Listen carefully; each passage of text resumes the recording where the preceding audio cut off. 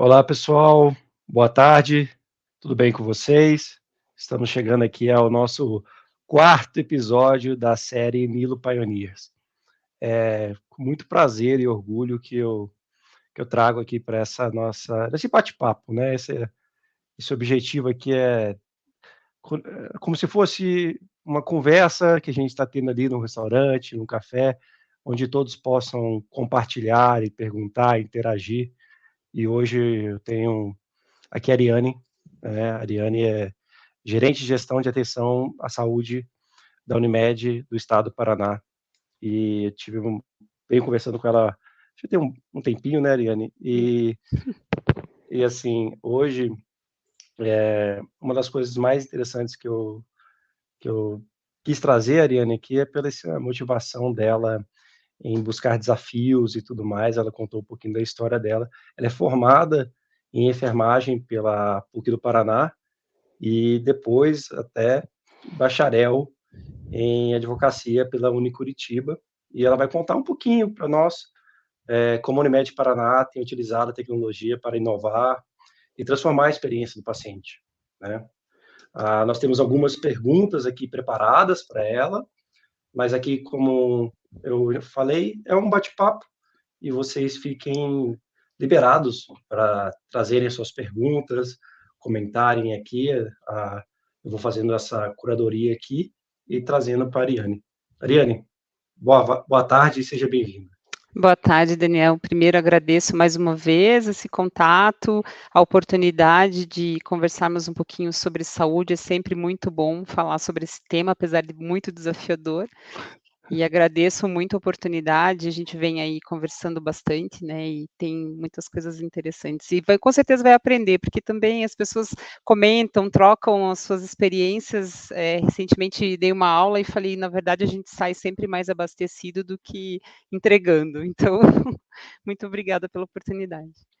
E aí, antes de eu perguntar um pouquinho propriamente sobre o programa, né, de saúde digital da Unimed Paraná, conta um pouquinho dessa sua trajetória aí, dessa sua motivação de inovar e de realmente se provocar a fazer algo novo, né? Você, como eu falei, né, você nasceu, se formou enfermeira, mas trilhou ali a auditoria e agora está como uma grande gestora aqui dentro dos programas da Unimed. Conta um pouquinho mais o que tem te motivado.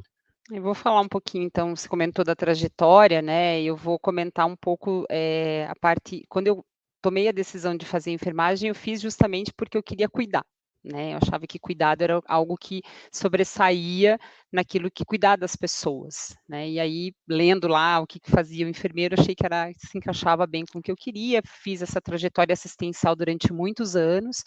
E depois, num determinado momento, até por uma dinâmica pessoal e filhos e etc., acabei ficando um tempo longe de hospital e de assistência, trabalhando com cuidados específicos na área até de cirurgia vascular, ali com feridas e tal, mas sempre na assistência, né? Até que eu resolvi fazer o curso de Direito, porque na realidade eu tinha uma intenção muito grande de viabilizar o acesso para aquelas pessoas que não tinham.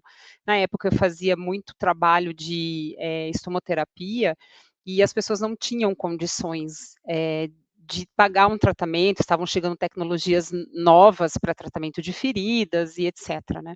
E foi por isso que eu fui enveredando para o lado do direito. Eu passei muito tempo conversando com advogados de como viabilizar o acesso para as pessoas que não tinham condições. Acabei me apaixonando pela faculdade, aprendi muita coisa, porque realmente abriu assim muita a minha cabeça nos estudos e etc. No começo foi bem difícil, porque me senti um pouco perdida na aula. Depois, quando começou, eu sempre brinco, começou a aula de direito penal, começou a falar de tiro, de homicídio, eu comecei a me sentir um pouco mais confortável, porque no hospital que eu trabalhava tinha trauma e tinha pronto-socorro, então, né? E aí aquilo foi me motivando a entender um pouco melhor o sistema de saúde, porque para mim era um terreno mais seguro estudar a parte legal dentro do ambiente de saúde. Eu me sentia mais confortável, tanto que a minha monografia foi sobre responsabilidade civil da mãe tabagista em relação ao conceito, então sempre buscando coisas relacionadas assim à saúde, mas de uma maneira também de responsabilidade da pessoa, né? E em 2010, mais ou menos, comecei em saúde suplementar na auditoria, por indicação de um colega que precisava, nunca tinha entrado nesse mundo e fui estudar. Acho que eu comentei isso contigo, né? Perguntei para uma colega que foi minha estagiária, eu falei, você não quer me dar uma aula sobre auditoria, porque eu não entendo nada, e ela disse, olha, começa a fazer, e depois, se você tiver dúvida, você me liga, porque a experiência hospitalar vai te dar a condição de fazer muita coisa que tem na auditoria, né? Na época, a auditoria começou no SUS de uma forma muito bem organizada, e depois a saúde suplementar foi seguindo esse rumo, e hoje conseguiu galgar um espaço bem importante e relevante dentro das instituições. E depois de um tempo, fui fazer gestão de rede, porque daí eu achava que eu tinha que aprender outras coisas, aquilo já foi me deixando um pouco mais desconfortável com o mesmo, né? Tem que buscar outras fontes de conhecimento. Me chamava muito a atenção as redes verticalizadas e como aquilo se dava numa jornada de pacientes, né? Como que aquilo acontecia com pacientes que estavam dentro de uma rede verticalizada, e eu fui aprender um pouco como isso funcionava, mudando, então, de áreas de atuação em outras empresas. E aí, voltei para a área de saúde, assim, parte assistencial, fazendo gestão de atenção à saúde numa outra operadora, até que eu cheguei na Unimed, né? Então, cheguei aqui na Unimed Paraná, dentro do GEAS, que a gente chama, que é a gestão de atenção à saúde, onde tem todos os programas, enfim, a gente tem uma série de atividades aqui, um grupo grande, também atenção primária, voltada para colaboradores e dependentes, e uma jabuticaba que eu brinco que eu tenho aqui, que é o Libero Saúde, que é a área de tecnologia, de TI, né, que é uma ferramenta de gestão de dados clínicos que nós temos aqui. Ótimo. Então, essa trajetória não só habilitou para você hoje estar ocupando uma posição dentro de uma operadora, como olhar a visão das pessoas. Eu gosto muito quando você traz, né, a visão de pessoas aqui. E hoje, como é que está estruturado o programa de saúde digital dentro do Unimed Paraná? Conta um pouquinho como é que ele funciona, como é que são os objetivos, lembrando que a Unimed Paraná é a federação, né? Ela não é uma singular, ela tem outras Isso. características. Bom, a federação, ela é uma cooperativa de segundo grau, e uma das nossas maiores responsabilidades é fomentar oportunidades para as singulares desse estado que hoje, né, que é o estado do Paraná, né? É a nossa responsabilidade também, além de sermos uma operadora. E falando um pouquinho, trazendo um pouquinho dessa ideia da saúde digital, mas também o que acontece já aqui no GEAS, os programas de saúde já acontecem há muito tempo, muito antes de eu vir para cá, em 2014, mais ou menos, quando também a ANS começou a fomentar isso melhor nas operadoras, né, que construíssem as suas linhas de cuidado, que fizessem os seus registros de programa de saúde, incentivando de forma regulatória esses programas, e hoje nós estamos no meio de uma transformação, porque naturalmente nós temos um público grande para alcançar e um gap para alcançar, né, que está relacionado com várias coisas, inclusive com o próprio, a capacidade produtiva, né? E o que nós entendemos dentro da saúde digital, tudo aquilo que é possível fazer de forma automatizada, que vai tirar do profissional aquilo que o esgota, eu sempre falo isso para a equipe o tempo inteiro, porque existe muitas teorias em relação à utilização, né, da tecnologia, da inovação, de ter projetos inovadores dentro de uma empresa ou dentro de um processo, de que a ideia principal que nós temos aqui é tirar aquilo que esgota o colaborador, o técnico, né, para que ele possa se valer melhor do conhecimento dele para realmente impactar a vida das pessoas. Isso não é algo simples, porque não é só tira e põe, tem uma série de desafios. Então, nós estamos no meio dessa transformação. A transformação não aconteceu esse ano, ela já vem acontecendo há algum tempo, com pequenas coisas. Então, formas de contato que vão mudando, que não se faz só por telefone, se faz por outros canais, formas de engajar o cliente, né, ou a pessoa, enfim, tenho evitado bastante de falar a palavra paciente, justamente porque a gente quer trabalhar com promoção e prevenção, entendendo que essas pessoas, tomara que a gente retarde o máximo que puder um conceito de paciente, né, e também não queremos uma pessoa que passivamente receba informações. Então, o desafio é esse, nós estamos nesse momento, né, vários processos que nós temos aqui que já fazem muita coisa de forma automatizada, e isso permite que os técnicos de enfermagem, os enfermeiros e os médicos se valham daquele tempo precioso que estão aqui para realmente fazer algo que impacte ali, e não perca tanto tempo com outras questões que acabam não entregando valor. E é interessante, porque eu também estou nesse mercado de estudar engajamento do paciente há muito tempo. Ultimamente, todos os artigos que eu tenho lido e tudo mais, têm conectado à experiência, né, o engajamento baseado naquilo que você fornece, nas informações. Eu vi muito na sua fala, você está trazendo muito elementos do como acessar essas pessoas, do como interagir no momento certo. Como é que você trabalha esses 2 conceitos de comunicação, do momento certo, mas ao mesmo tempo aquela jornada, aquilo que tem que ser feito, aquilo que tem que ser monitorado, para que realmente promova o engajamento? Esse é um desafio bem grande que nós temos, né. No primeiro momento, nós precisamos pensar que as pessoas que estão fazendo essa abordagem, elas precisam estar seguras e saber fazer bem a gestão do tempo dela. Tem uma questão muito importante que eu comento, que é assim, a gente precisa ter amparado o alvo. Então saber todos os nossos, o nosso time saber qual é o alvo que eu preciso, então quantas pessoas eu preciso atingir e quantas eu já atingi até agora. Isso é importante, porque às vezes nós temos uma sensação de que não vai dar tempo de fazer as coisas, e às vezes é só uma questão de gestão de tempo e a tecnologia vem muito para nos ajudar nesse sentido, né.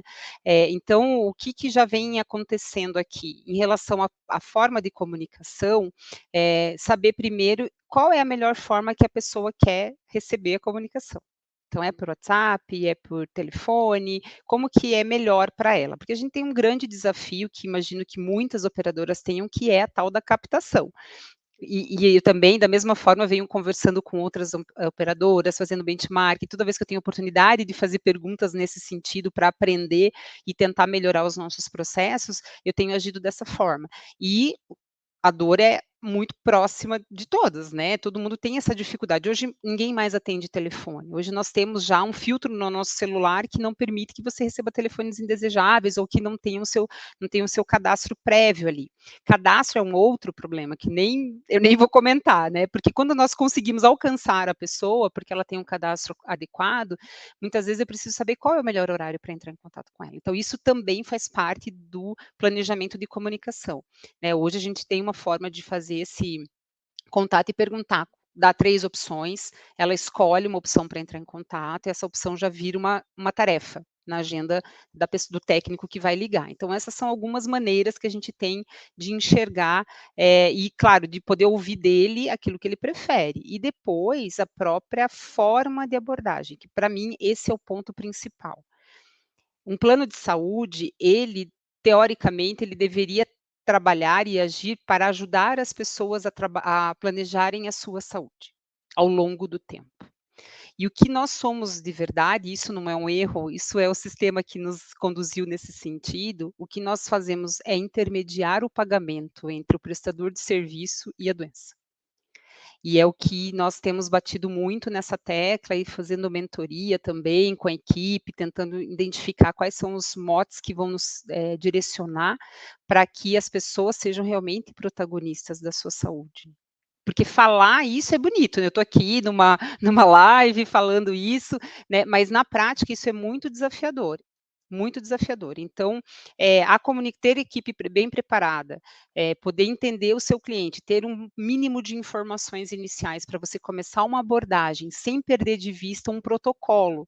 Então, como eu comentei ali que nós temos essa ferramenta de gestão de dados clínicos que te dá exatamente o horário que você tem que entrar em contato, qual que é o roteiro que você tem que seguir, sem perder aquela humanização de poder, às vezes, precisar gastar um pouco mais de tempo com aquele cliente e fazer essa organização para alcançar aquela população que precisa ter o acesso. Eu não posso dedicar um tempo grande do meu trabalho apenas para poucas pessoas. Eu preciso entender qual é o público, saber qual que é o protocolo e seguir nessa linha. Perfeito.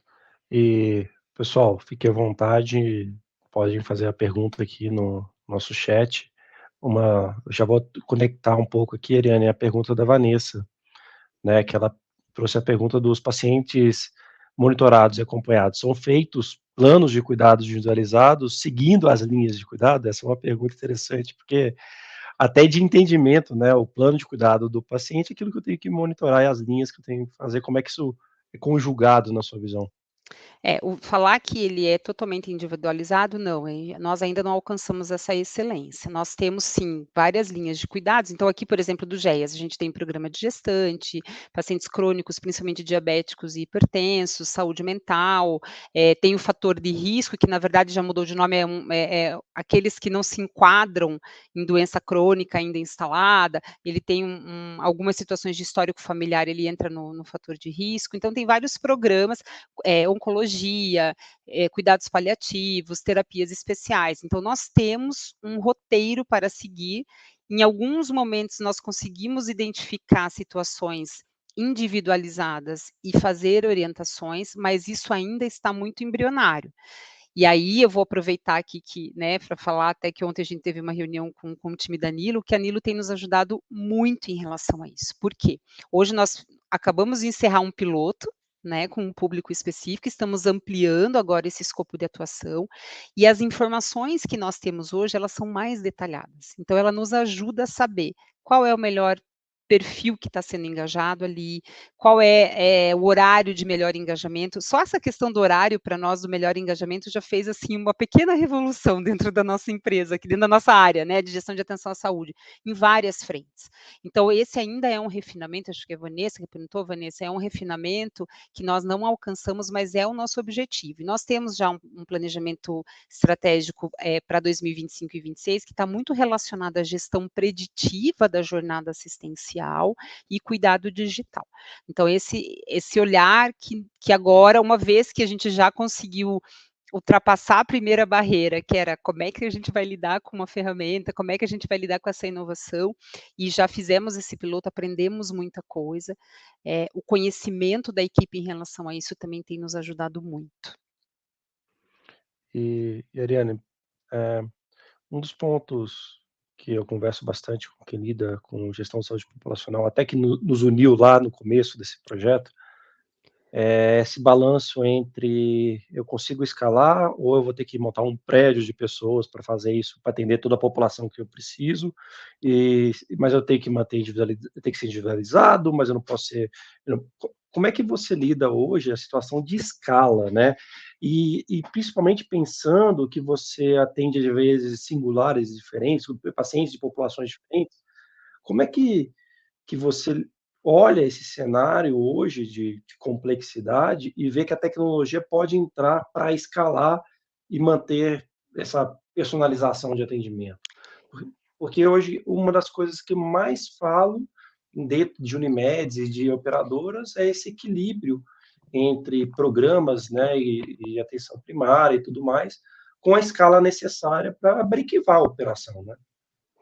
Eu entendo que um dos pontos principais, e até que eu gostaria de deixar bem destacado, tenho comentado bastante isso, são as pessoas que estão atrás do computador lidando com isso, né? Então, os profissionais de saúde, muda para nós a forma como nós lidamos com as informações, como a gente enxerga uma infinidade de dados relacionados a isso, até para que ele tenha criticidade de dizer: esse grupo aqui é um grupo que eu não vou gastar muito tempo, eu vou fazer uma outra coisa para mantê-lo engajado, mas eu preciso dedicar o meu tempo a uma outra população, a um outro grupo. Então, para isso, você tem sistemas de alerta e quais são os indicadores que nós vamos acompanhando ao longo do tempo, porque tem situações, a gente sabe que tem um público que ele não quer participar. Ele não vai querer isso, né. E nós também temos que ter temos que respeitar, uma das nossas chaves aqui de atendimento é o respeito, e isso faz parte do respeito. Eu preciso entender que eu não vou conseguir alcançar 100% da população, mas eu preciso ter um grupo, aquele grupo que impõe um pouco mais de risco, de várias maneiras, né, por várias razões, eu preciso cuidar e entender que um percentual daquele grupo precisa ser atingido e o que a minha abordagem está sendo equivocada que não atende. Você comentou das singulares, sim, nós temos, prestamos esse serviço para singulares. Tem muitas singulares que são pequenas, de pequeno porte, médio e pequeno porte, e que não conseguem montar uma estrutura para que tenha monitoramento, ou às vezes até mesmo visita domiciliar, que precisa, para alguns grupos precisa ter. Então, a gente presta esse serviço, nós temos um cuidado em relação à abordagem dessas pessoas que estão fora, e que a gente sabe que o vínculo dela é com a singular, então a singular é que conta para ela que vai ser a federação que vai cuidar, tem esse plano de comunicação, porque é importante, porque a referência dela é a Unimed que está ali na localidade onde ela está. E aí um alinhamento muito grande, e isso de tempos em tempos com apresentações, para que a gente fale a mesma língua. Os protocolos dos nossos programas são protocolos que a gente sempre atualiza via Unimed do Brasil, então, a rigor, ele está para todo o território nacional e temos autonomia para fazer alguns desdobramentos naquilo que está mais relacionado com o perfil daquela população, né? Ou daquela localidade. Enfim, nós temos, por exemplo, no Paraná, um desafio muito grande que está relacionado com a dengue. Não é só no Paraná, mas aqui no Paraná a gente tem vivido isso com maior frequência e num grau cada vez mais difícil de lidar, né? Então, se eu tenho uma situação que eu tenho que cuidar daquela população, eu tenho condições de manobrar um questionário, inserir uma pergunta, algo que seja dessa natureza. E o técnico que está lá atrás, fazendo o monitoramento, ele vai cada vez mais precisando estudar, porque isso é uma coisa que eu sempre falo para o time. O que você vai perguntar para o cliente já é outra coisa, porque você está orientando melhor. A ferramenta também está trazendo orientações automatizadas. Então, quando ele for fazer uma pergunta, provavelmente não vai ser mais aquela pergunta que fazia 2, 3 anos atrás. Até porque hoje também as pessoas têm um grau de informação muito maior, porque elas têm muitas informações espalhadas, boas e ruins. Então, é importante que a equipe fique muito atenta e estude, não tenha medo, porque muda a nossa abordagem, né? E aí eu vou até aproveitar aqui já, falar de um pouquinho de resultado, a gente tem visto isso acontecer, né.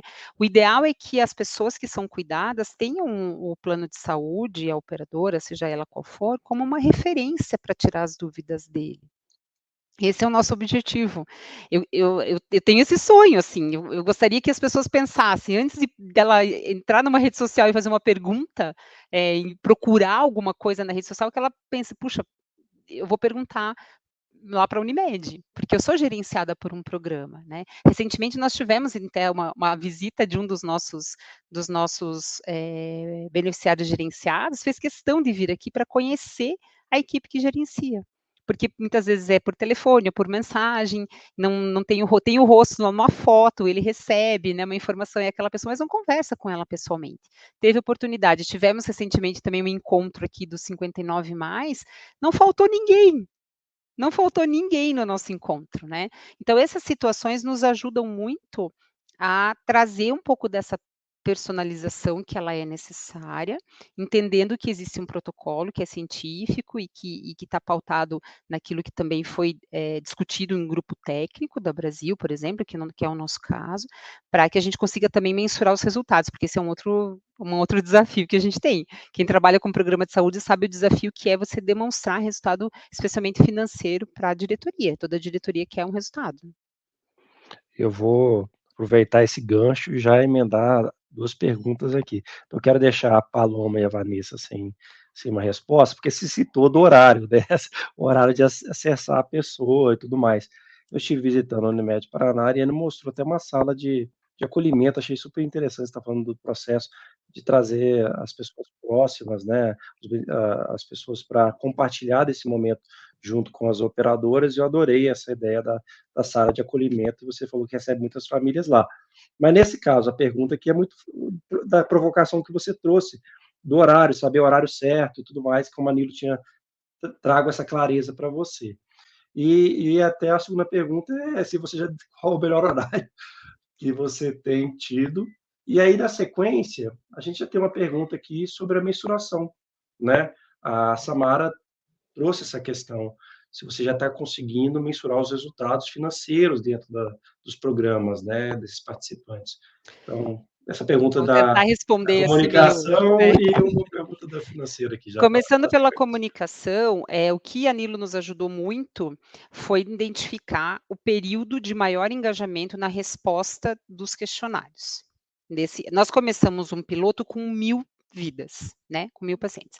Dessas 1.000, não são todas as 1.000 que estão engajadas, todas elas estão tem muito mais, tem quase 1.900 vidas cadastradas na plataforma e 1.000 que a gente está assim, recebe, que visualizam as mensagens, que respondem questionário, e aí tem os números que estão variando, né? Então, nosso piloto acabou agora. O que nós conseguimos já mensurar e mudar de processo aqui, metodologia? Então, a primeira coisa foi, depois de longas semanas, esse desafio, a Nilo nos ajudou a identificar que o maior período de resposta, no nosso caso aqui, está entre 11h30 da manhã e 1h da tarde. Então, o período que tem maior resposta de questionário ou visualizações das orientações. E nós tínhamos aqui uma composição de equipe que eu tinha colaboradores de 6 horas, técnicos de enfermagem, turno de manhã, turno à tarde, trabalhando até 8h da noite. No entendimento lá atrás, por conta de ser muito telemonitoramento, né, então sendo por telefone, ele foi em um determinado momento identificado como um telemarketing, como se fosse análogo ao telemarketing, por isso uma estrutura trabalhista de 6 horas, com intervalo, com todos aqueles regramentos de telemarketing. Como o processo foi deixando de ser assim, um pouquinho antes até Danilo entrar, ele foi deixando de ser assim, nós já pedimos uma reavaliação em relação a essa questão e tivemos a liberação, depois de várias análises, de que isso não era mais, não se comparava mais a um trabalho de telemarketing. Isso nos ajudou muito, porque eu consegui expandir as horas desses técnicos de enfermagem, de tal modo que eles também já tinham no seu bojo uma meta para atingir mais clientes, né? Quando nós identificamos que esse era um período de maior engajamento, não fazia mais sentido para nós manter pessoas trabalhando até as 8 da noite.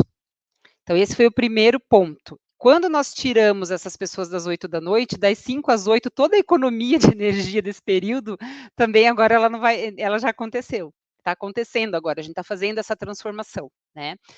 Uma outra coisa que eu queria destacar que é extremamente importante nesse processo foi uma mudança na forma de abordagem. Então, com a Nilo, a gente conseguiu, com um esforço enorme dos dois times, tanto do lado de cá quanto do lado da Nilo, mudar a mensagem que a pessoa recebia. É uma coisa muito simples, né? Porque até então nós focávamos muito num alerta que me mostrava que ela tinha um indicativo de uma doença crônica, por exemplo. E isso já funciona muito bem há muito tempo, mas a captação era baixa. O aceite era baixo. Então você demora bastante para conseguir entrar em contato com a pessoa ou mesmo mandar uma mensagem. Quando você acerta o número, manda a mensagem, demora para vir ou ela diz que não quer, né? E aí nós mudamos a forma de abordagem. Nós não estamos perguntando mais para ela se ela quer participar. Nós estamos mandando hoje uma mensagem para ela dizendo: parabéns, você faz parte do time de saúde da Unimed, tal. Enfim, aí a mensagem decore, eu não sei. Se você não deseja, clique aqui. E aí as pessoas não clicam, porque a gente não clica num não quero, geralmente, né? Então isso teve uma repercussão muito significativa para nós, até a mudança dessa abordagem, nós tínhamos aí em média uma taxa de captação, né, de reversão entre captação e aceite de 63%. Nos últimos 2 meses, quando isso começou a ocorrer, ele atingiu 86%, no último mês 93%. A gente sabe que vai ter períodos de vales e montanhas, mas esse percentual de 93% para nós foi motivo de tocar o sino, porque aqui a gente toca o sino para várias coisas, né? Então, foi uma vitória muito grande para nós em relação a essa questão. Em relação ao resultado financeiro, nós temos até hoje uma metodologia que já foi desenvolvida pela nossa área de núcleo de informação e inteligência, que já existe desde 2014, já ganhou até um prêmio, e nós estamos agora revisitando essa metodologia. Ela faz uma análise daquele mesmo grupo gerenciado. Ele pega momentos antes, 36 momentos antes, e compara com 12 momentos durante o gerenciamento, e aí o cálculo do investimento, a gente faz o cálculo do ROI, né?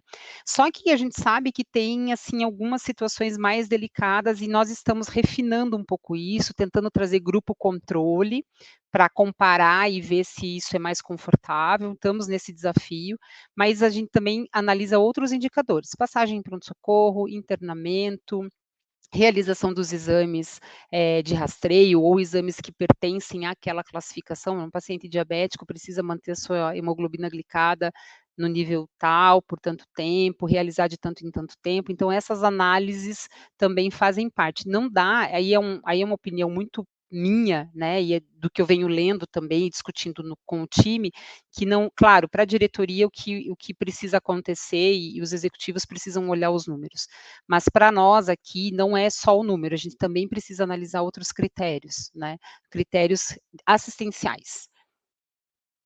Além, claro, desculpa, além do NPS, e aí o NPS nosso esse ano foi bem muito bom, nós ficamos muito felizes, a satisfação do cliente em relação a isso. E tem uma pergunta no NPS que para nós é crucial, que é se ele reconhece, se ele percebe uma mudança no hábito de vida dele a partir do gerenciamento. E nós tivemos uma nota muito alta esse ano, em relação a isso. Queremos manter ou quiçá aumentar, mas nós tivemos uma nota bem expressiva, né, na pesquisa relacionado também a esse item.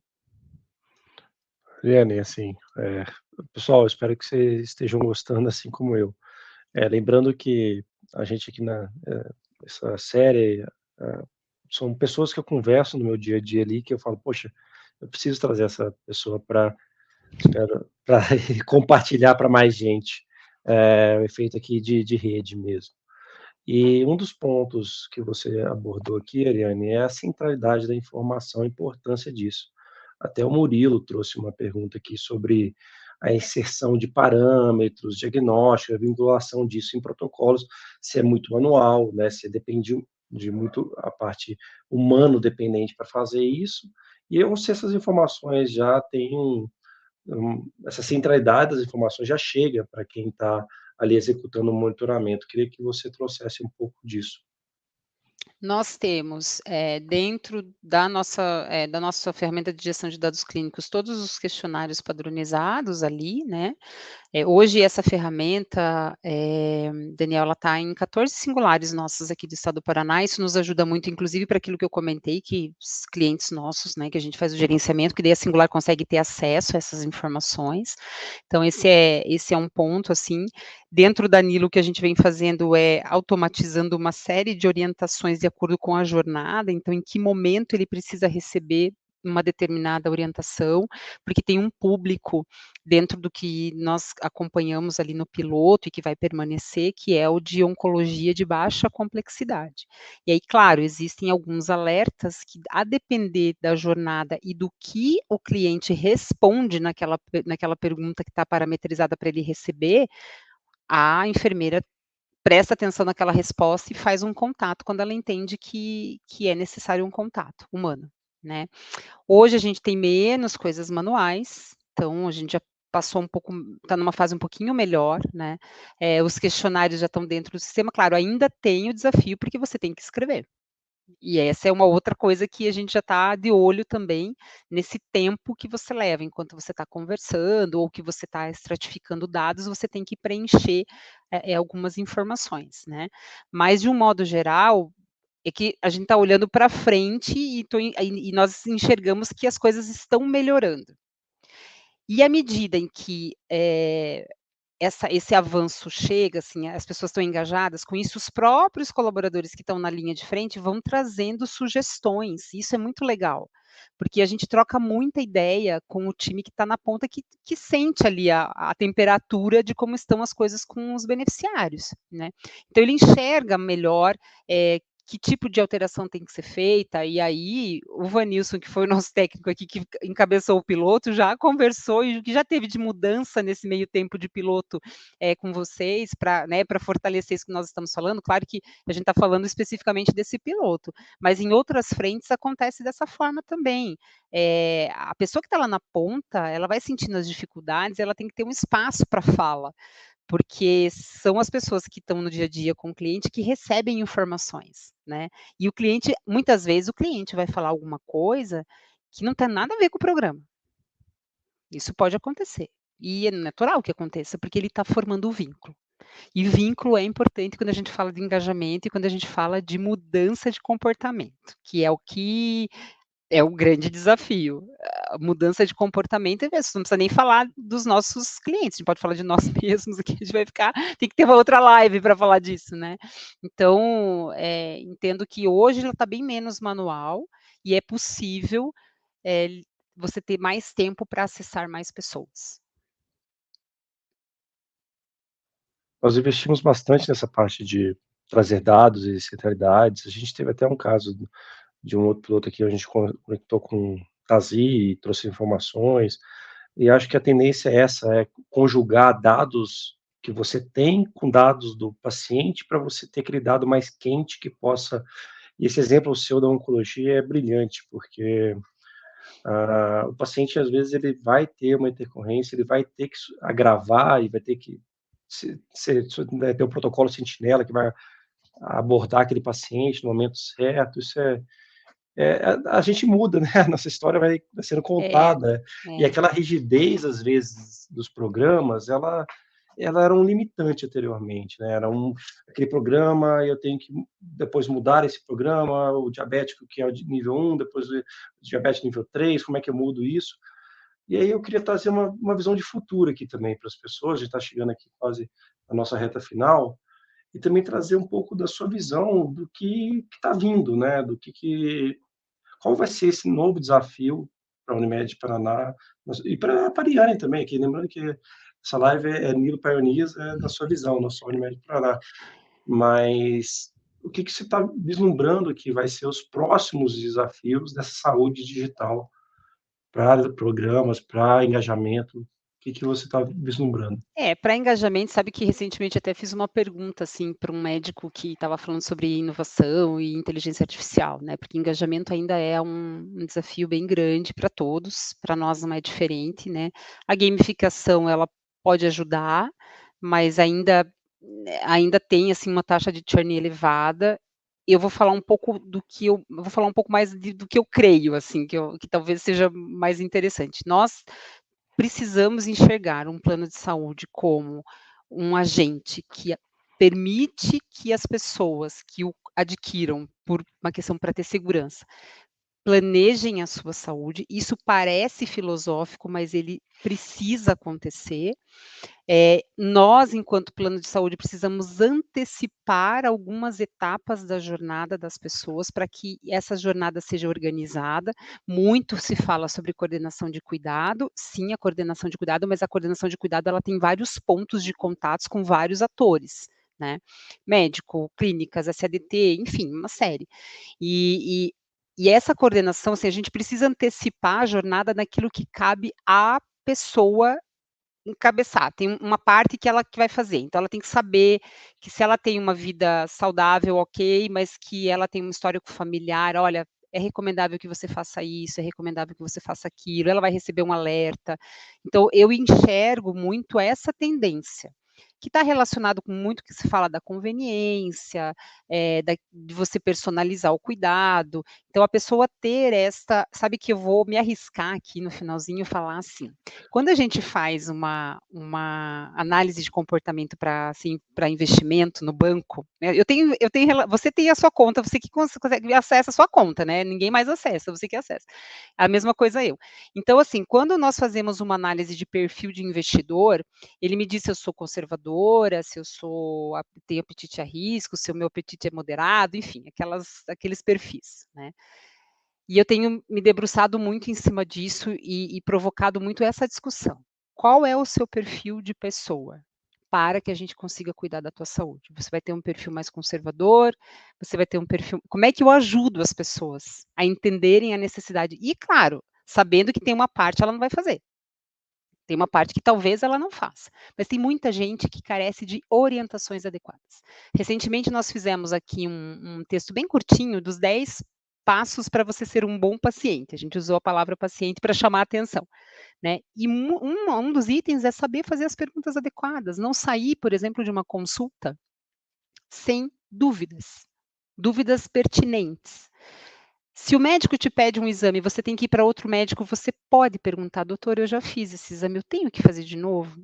Qual que é o objetivo que a gente tem para fazer? O que que a gente está buscando entender que o outro exame, por exemplo, não deu?". Para a pessoa poder fazer essa pergunta, ela tem que estar bem orientada e estimulada a fazer isso. Então eu entendo que o paciente a pessoa no centro do cuidado é isso, ela saber fazer perguntas adequadas, poder esclarecer as suas dúvidas e nós, enquanto plano de saúde, temos condições de ajudar. nessas orientações. E aí de várias formas, forma automatizada, com uma equipe técnica robusta, enfim, aí então eu enxergo esse caminho, nós sermos assim, anteciparmos uma jornada organizada para as pessoas. E o que eu consegui processar muito do que você trouxe é, sempre estava discutindo sobre o churn de carteira, sempre é discutido, né? Há 2, 3 anos a pessoa troca de carteira e tudo mais. Mas você trouxe muito elemento da fidelização, né? É tipo como se minha vocação é ser um operador e eu vou fidelizar ele comigo, eu vou trabalhar. Tudo bem que eu trabalho, por exemplo, na Nilo. Se o plano de saúde me fidelizar e me dar orientação, a grande chance de uma troca ser um, uma enxurrada de reclamação no RH é alta, né? Então, porque muitas vezes o elemento fidelização se perde nessa lógica onde eu só sou um entreposto entre pagar e oferecer a rede, né? Você Exato. trouxe o elemento de estar próximo dele. É, E, é.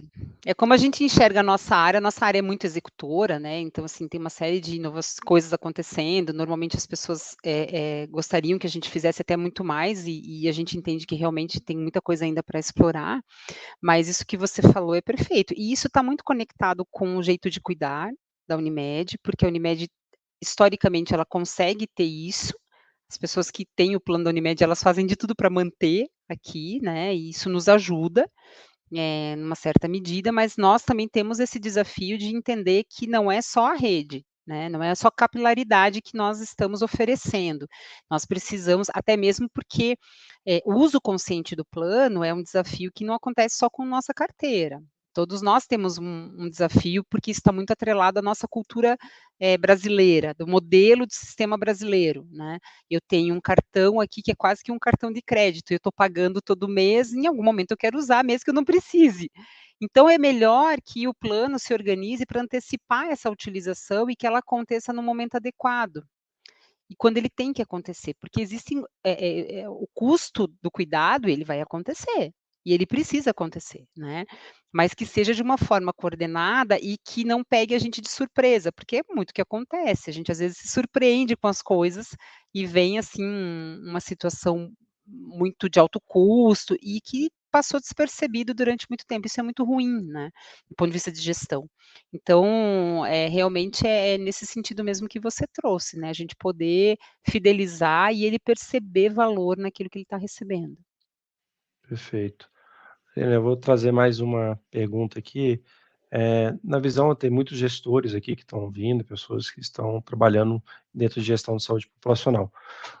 Se você fosse, eu sei que conselho, né, é difícil, mas vamos trazer assim, os desafios que você está mirando para o ano que vem, os desafios que você tem buscado, e qual o conselho, por exemplo, por onde começar, qual mudança fazer. Eu trouxe muita pergunta sobre captação, até a Paloma perguntou aqui se tem uma idade específica para ser captado e tudo mais, e eu queria entender por onde você está mirando hoje, que é a evolução desse programa, e os desafios que você está tendo como gestora, né, como líder dentro de uma área. Bom, o que a gente mira é ter um percentual maior de pessoas sendo gerenciadas. Num primeiro momento, nosso grupo de maior, necessidade, assim, que a gente enxerga que é prioritário, é de doenças crônicas, especialmente diabetes e hipertensão, e aí eu nem preciso explicar, porque, né, a gente sabe que é o que tem maior impacto em, custos mesmo assistenciais. Tem um item importante dentro do grupo de crônicos, que é a baixa adesão ao tratamento ao longo da vida, e isso é um indicador de maior idas ao pronto-socorro, maior quantidade de internamentos nessa população. Quando ela acontece, ela está muito relacionada à questão de adesão ao tratamento. E nós precisamos entender esse curso, porque isso acontece, não acontece só aqui na Unimed, né? Isso é com todos nós, provavelmente já aconteceu em algum parente, alguém que a gente conhece, não nós mesmos, já passamos uma situação como essa. Então, esse hoje a gente tem esse desafio. Nosso planejamento estratégico está voltado para a gestão preditiva, porque a gente também tem uma população que nós não temos nenhuma informação. E a gente precisa pelo menos ter um mínimo de informação de todos, se puder, para que eles estejam, de alguma maneira, para que não seja um elemento surpresa, trazer um pouco mais de previsibilidade no custo do cuidado. Então, é isso. Dentro da parte da gestão, tem um desafio muito grande de transformar isso em resultado financeiro.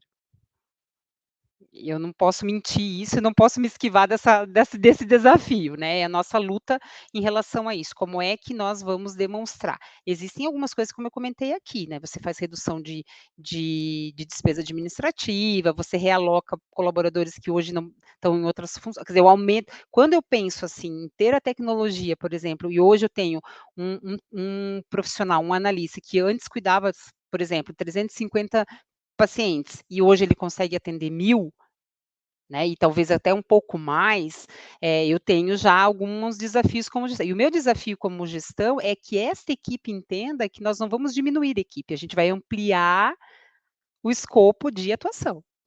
Mas para isso, a equipe também precisa se desenvolver no sentido do conhecimento e da habilidade para lidar com este novo, né. Falaram da idade, veja, a gente não tem um limite de idade em relação à doença crônica, né. Então a gente, assim, nós atendemos, temos programas de saúde para até 1 ano de vida, gestante 1 ano de vida, por enquanto, já temos um planejamento para aumentar isso até 3 anos, por causa dos 1000 dias, porque está relacionado com terapias especiais, então ele vai se conectar em alguma coisa, em algum momento com terapias especiais. E o nosso desafio é que a gente consiga enxergar uma navegação entre programas, se for necessário. E aí tem o de 59+, né, que aí é para clientes robustos, faz o IVCF e vê que ele está na linha robusta, ele tem um critério de elegibilidade. O que a gente percebe é que o 59+, ele tem um engajamento que é bonito de ver. Então, quando a gente fala assim: "Ah, não é legal fazer plano para idoso e tal", tem que dar uma revisitada nisso, porque primeiro nem não podia chamar de idoso, né, mas enfim. Então isso tem que dar uma revisitada, porque o engajamento dos 59+, ele é interessante. Gestante 1 ano de vida também. E aí a gente tem um pouco mas a nossa taxa federação de churn é baixa, ela é menos de 1%. Isso é indicador que eles mostram todos os meses, então enfim, e aí também, né, Daniel, a gente fica super à disposição, não sei se eu consigo responder tudo, mas a gente fica à disposição também depois, se as pessoas quiserem contato, quiserem conhecer um pouco melhor. E aí nós temos um objetivo, assim, de pelo menos 20% da carteira ser gerenciada de alguma maneira, né. Hoje a gente não tem esse percentual é bem desafiador para nós, mas é o que a gente está perseguindo aí para 2025 e 26. Meu sonho aqui depois dessa série é ter uma canequinha igual do Jô e no final ter aquele até pedir pra Adri aqui, depois conseguir né, a Adri é nossa diretora de marketing aqui, para ter aquele mas pessoal, as perguntas a gente vai encaminhar toda para a Ariane. Vocês podem mandar mais perguntas para nós, o contato da Ariane está disponível aí por LinkedIn e tudo mais.